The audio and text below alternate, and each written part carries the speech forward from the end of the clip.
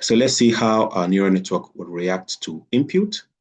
So we have 0 0.1, 0 0.1 would flow through N1, and then 0 0.6, you can see here, would also flow through N2. And this input would interface with the weights here. That's what you have here in stage one. In stage one, you can see W1. So whatever you have as input to N1 would react to W1. So 0 0.1 times 0 0.2, as you can see here. So 0 0.1 flows in through N1 and then would multiply 0 0.2. And then 0 0.6 goes into N2 and that would multiply 0 0.1. So sorry, 0 0.6 flows in through N2 and then you have 0 0.6 times 0 0.1. So the addition would give 0 0.08. And then remember, before you have an output from N3, that would also have to go through the sigmoid function. You can see the function here. So N3 would output 0 0.52. The same thing for N4. You can see the weight attached to N4. So the weight W3 has a value 0 0.3. So that becomes 0 0.1. So 0 0.1 flows in through N1, 0 0.1 times 0 0.3, plus 0 0.6 times 0 0.1, that gives 0 0.09.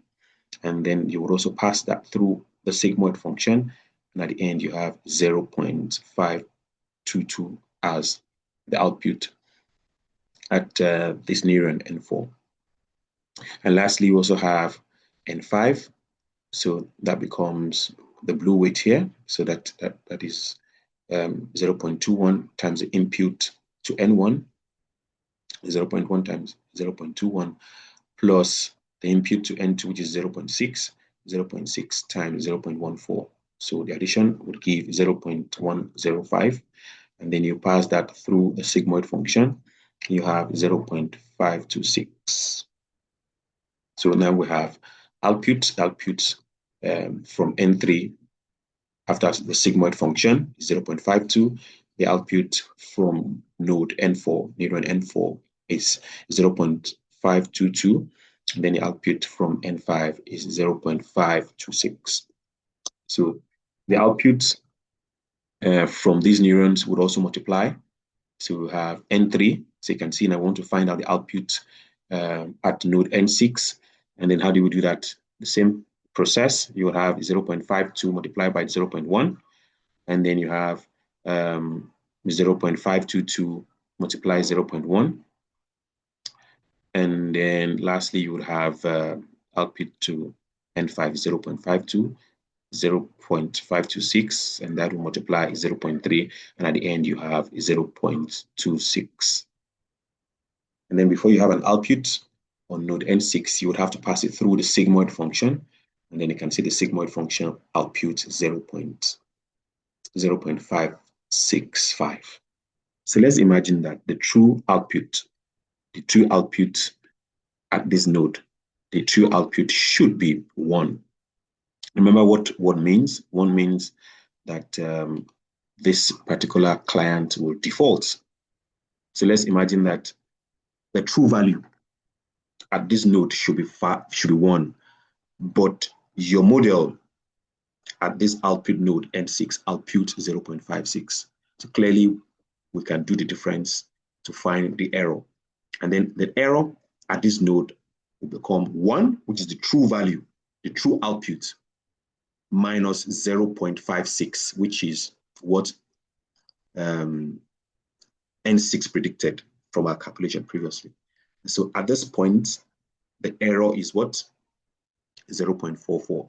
So we can clearly say that the error, so the mistake N6, the error made by N6 is what? 0.44. And then so if this is the error at this node, it makes sense to also calculate what this node, what it contributes to that error.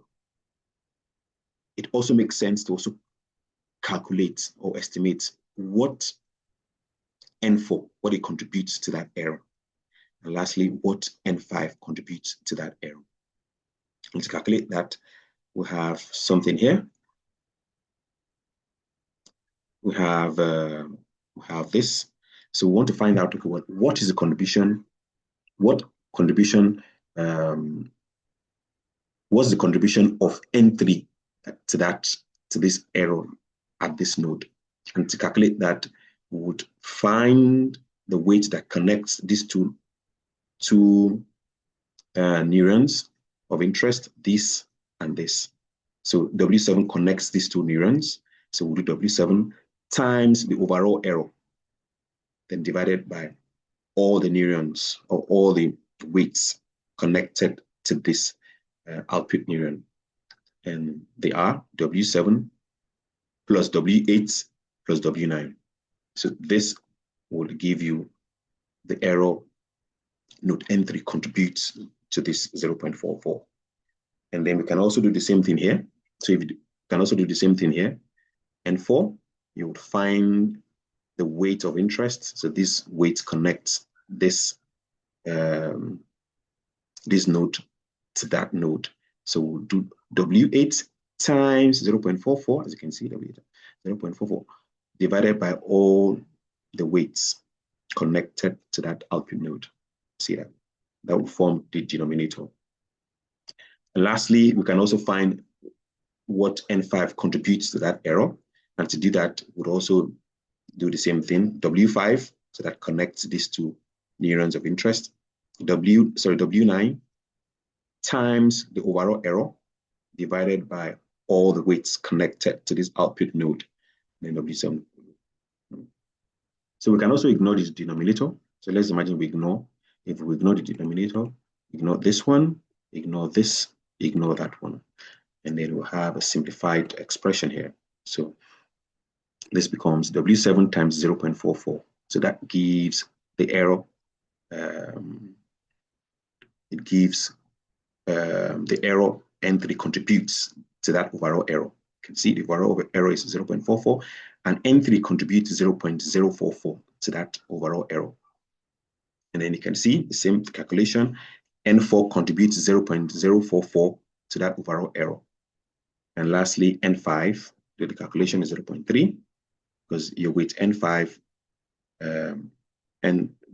your weight W9 is what? 0.3 times the overall weight, and then that becomes 0.132. I hope this sense. And then we can also put it in a matrix form. As you can see, N3, the error at N3, the error at N3, the error at N4, the error at N4, N5. And then we'll have a 3-by-1 column. So you can take this out, it's here. You can take this out, it's here. You can take this out, it is also here. And then we have this one again. So this one becomes a 3, that is 3 rows and 1 column. And then this becomes 1 row and 1 column. So I took this out. So this is actually 0.44. And then if you do this matrix multiplication, so you have a 3-by-1 times a 1-by-1 matrix, that would give you what? A 3-by-1 matrix. Yeah, so we can also, transform this, put this in a matrix form, which we will do at some point when we are coding. I hope you have learned from this exercise, been able to establish the contribution of node N3 to the overall error. We've also calculated the contribution of node N4 to the overall error, which is 0.044. We also calculated the overall contribution of node N5 to the overall error, which is 0.132. So I see you in the next class. Thank you.